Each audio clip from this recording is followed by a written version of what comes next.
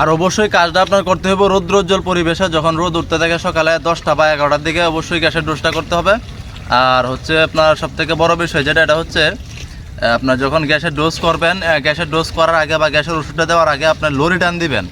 Lorry বলেন বা লোহার মই বলেন, যেটাই বলেন আপনি, যেভাবে যে দেখতেছেন আমি টানতেছি, এভাবে সুন্দর করে 2-3 বার উল্টায় পাল্টায় মই টান দিবেন বা লরি টান দিবেন। আসসালামু আলাইকুম।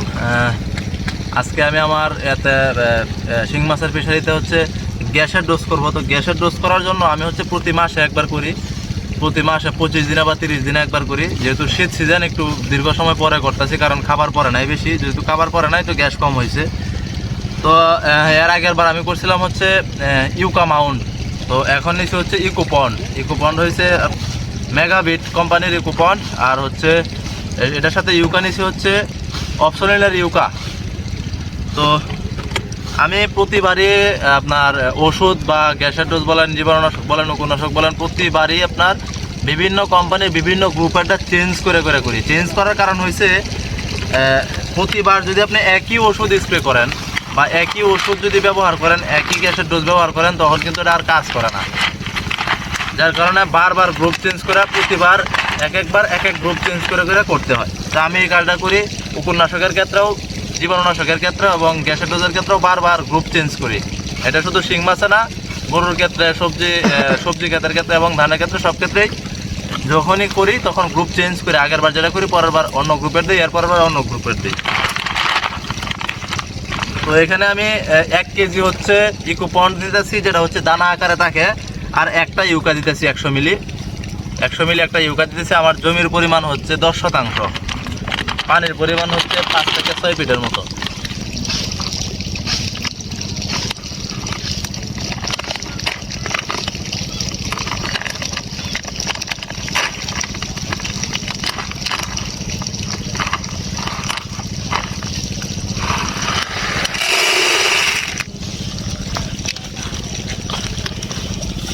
এই যেটা হচ্ছে দানাটা এই সাইজের বড়ির মতো, এটার মধ্যে হচ্ছে ইউকাটা আমি মিশাবো। এই হচ্ছে ইউকা 100 মিলি অপশনালের।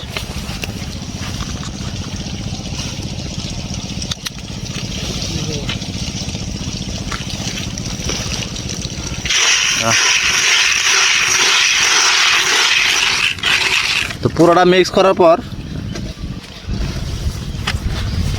পুরোটা যখন মিক্স করার পর হচ্ছে আমি কিছুক্ষণ সময় এটা রোদে শুকানো লেগে রাখবো, কারণ এই যে ভিজে গেছে, তো ভিজা অবস্থায় আছে, এই অবস্থায় যদি আমি দিই তাহলে এই যে ইউকাটা ব্যবহার করছি, এই ইউকাটা পানির সাথে মিশে যাবো উপরে। কিন্তু এই জিনিসটাতে আমার পানির নিচে মাটিতে পৌঁছায় দিতে হইব, কারণ গ্যাসটা হচ্ছে নিচের মাটিতে বেশি থাকে। এই জন্য আমি কিছুক্ষণ সময় রেখে দিলে এটা যখন টাই না যাবো, শুকায় যাবো, তখন দিব, তখন একদম নিচে চলে যাবো। আর অবশ্যই কাজটা আপনার করতে হবে রৌদ্রোজ্জ্বল পরিবেশে, যখন রোদ উঠতে থাকে সকালে 10টা বা 11টার দিকে অবশ্যই গ্যাসের ডোজটা করতে হবে।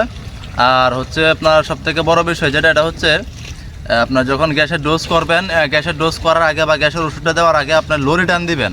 লরি বলেন বা লোহার মই বলেন, যেটাই বলেন আপনি, যেভাবে যে দেখতেছেন আমি টানতেছি, এভাবে সুন্দর করে 2-3 বার উল্টায় পাল্টায় মই টান দিবেন বা লরি টান দিবেন।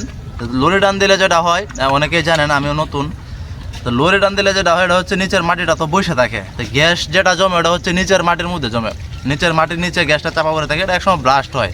তো এটা হইলে কিন্তু পরে বিভিন্ন ধরনের রোগ জীবাণু দেখা দেয়। তো মই দেওয়া টান দিলে বা লরিটা টান দিলে নিচের মাটিটা হচ্ছে উল্টা পাল্টা হয়, উলট পালট হয়ে গ্যাসটা উন্মুক্ত হয়ে উপরে উঠে আসে। তো উলট পালট মাটির মধ্যে যখন আপনার এই ওষুধটা গিয়ে পড়বে, তখন কিন্তু আপনার ভালো কাজ করবে। এই জন্য আগে লরিটা টান দিবেন, মাটিটা উলট পালট করবেন, তারপরে হচ্ছে আপনার গ্যাসের ডোজটা করবেন। আর অবশ্যই যেটা বলছি, আগে সুন্দর করে শুকায় নেবেন ওষুধটা। এই যে আমি প্রায় অনেকক্ষণ সময় রোদে রাখছি, এখন শুকায় গেছে। এখন আমি ওষুধটা ফেলাবো ইনশাল্লাহ। ওষুধ শুকায় গেছে, এখন হচ্ছে এটা আমি সার যেভাবে হচ্ছে প্রয়োগ করে, সারের মতো করে এটা আমি প্রয়োগ করব।